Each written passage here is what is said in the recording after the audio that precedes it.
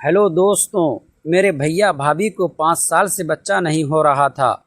मेरी तलाक हो जाने के कारण मैं अपने मायके में ही रह रही थी।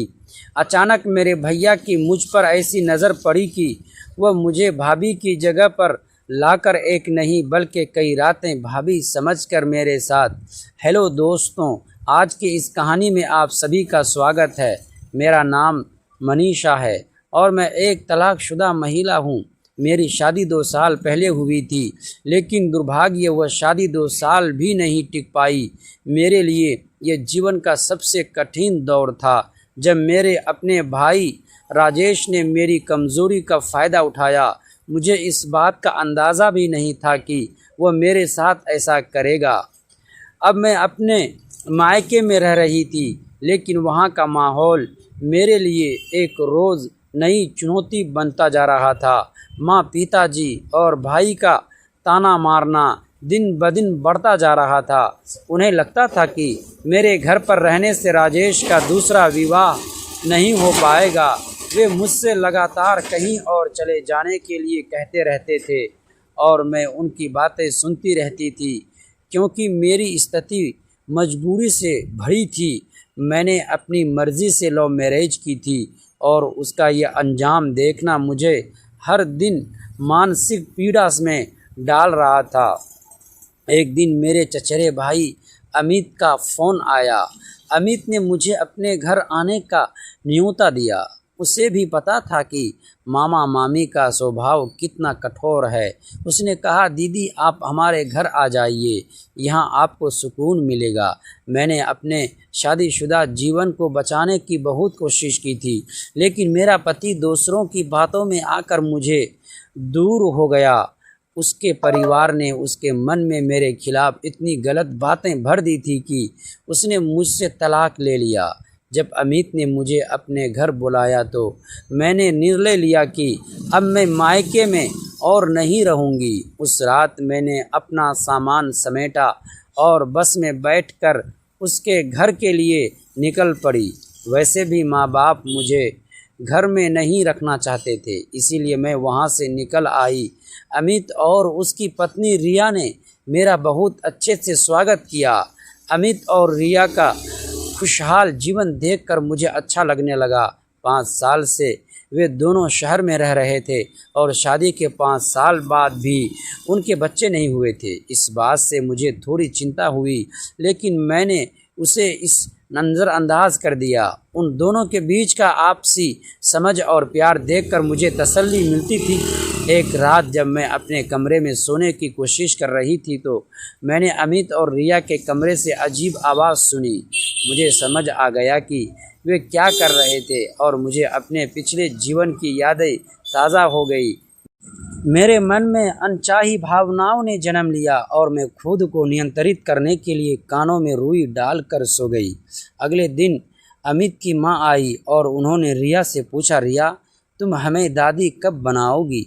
तुम्हारी गुड न्यूज़ कब मिलेगी? रिया के चेहरे का रंग उतर गया और वह चुपचाप अपने कमरे में चली गई। मैंने देखा कि वह बहुत उदास थी। मैं उसके पीछे पीछे उसके कमरे में गई। वहां पहुंचने पर मैंने देखा कि वह रो रही थी। मैंने उससे पूछा, रिया क्या तुम अपनी सास के सवालों की वजह से रो रही हो? इसमें रोने की क्या बात है? अमित ने बता दिया था कि यह आपकी फैमिली प्लानिंग का हिस्सा है। लेकिन रिया ज़ोर से रोने लगी और मेरे कंधे पर सिर रख कर बोली, अनु दीदी बात कुछ और है, मैं माँ नहीं बन सकती। हमने कई डॉक्टरों से सलाह ली, लेकिन कोई फ़ायदा नहीं हुआ। मैं खुद को बहुत बेबस और असहाय महसूस कर रही हूँ। रिया की बात सुनकर मैं सतर्क रह गई। मैंने उसे सहारा दिया और कहा, रिया तुम अकेली नहीं हो, मैं तुम्हारे साथ हूँ और हम इस समस्या का कोई ना कोई हल निकालेंगे। ये कहते हुए मैंने रिया को गले से लगा लिया। उस दिन से मैंने ठान लिया कि मैं रिया और अमित की इस कठिनाइयों में उनका साथ दूंगी, चाहे कुछ भी हो जाए। शायद मेरे आने का उद्देश्य यही था कि मैं इस परिवार को खुशियों की राह पर वापस लाने में मदद कर सकूं। फिर रिया बोलने लगी, अनु अब जब तुमने मुझसे दोस्ती के नाते सवाल किया है तो मैं तुम्हें सच्चा जवाब दे दूंगी। लेकिन इसे सुनकर तुम ननंद की तरह नहीं बल्कि सहेली की तरह समझोगी। ये वादा करो। मैंने रिया से वादा किया मैं उसे सहेली की तरह समझूंगी। तब रिया बोलने लगी, हमारा कोई फैमिली प्लानिंग नहीं है। सच तो यह है कि मैं कभी माँ नहीं बन सकती। मुझ में एक ऐसी कमी है कि मैं माँ बनने लायक ही नहीं हूँ। मैंने रिया को समझाया, इसमें इतना तनाव लेने की क्या ज़रूरत। तुम बिल्कुल भी तनाव मत लो। भगवान की मर्ज़ी होगी तो सब ठीक होगा। अगर तुम्हें माता पिता बनने का सुख चाहिए तो तुम अनाथ आश्रम से कोई बच्चा भी गोद ले सकती हो। इससे तुम्हें भी मातृत्व मिलेगा और उस बच्चे को भी एक अच्छा जीवन मिलेगा। इस पर रिया ने कहा, अगर हमें बच्चा गोद लेना होता तो हम कब का ले चुके होते, लेकिन हमें ऐसा कुछ भी नहीं करना है। अमित और मुझे केवल हमारा ही बच्चा चाहिए। मुझ में जो कमी है अगर समाज में पता चल गया तो मेरी बहुत बदनामी होगी और यही हमें नहीं चाहिए। रिया का जवाब सुनकर मैंने उससे यही कहा, तुम अपनी कोशिश मत छोड़ना रिया, एक न एक दिन तुम ज़रूर माँ बनोगी। उस दिन शाम को अमित और रिया ने मुझे एक पार्टी में ले जाने की कोशिश की। अमित ने ऑफिस के एक दोस्त की थी।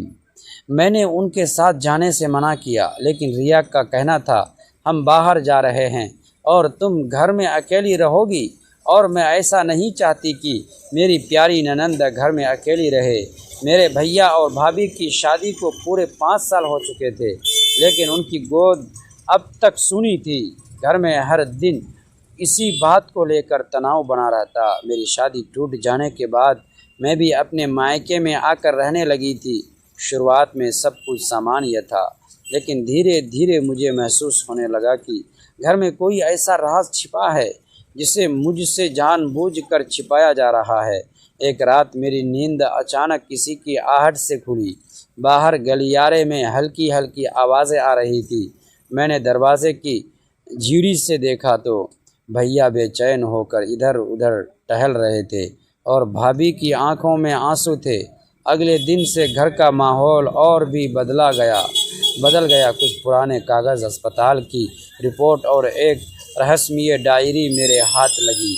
जैसे जैसे मैं सच के करीब पहुंचती गई, मुझे एहसास हुआ कि 5 साल से बच्चा न होने की वजह वैसी नहीं थी जैसी पूरे परिवार को बताई गई थी। आखिर इस डायरी में ऐसा क्या लिखा था? अस्पताल की रिपोर्ट किसका राज खुलने वाली थी?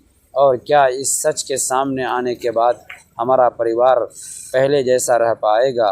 ये जानने के लिए कहानी के अलग भाग में हमारे साथ बने रहिएगा।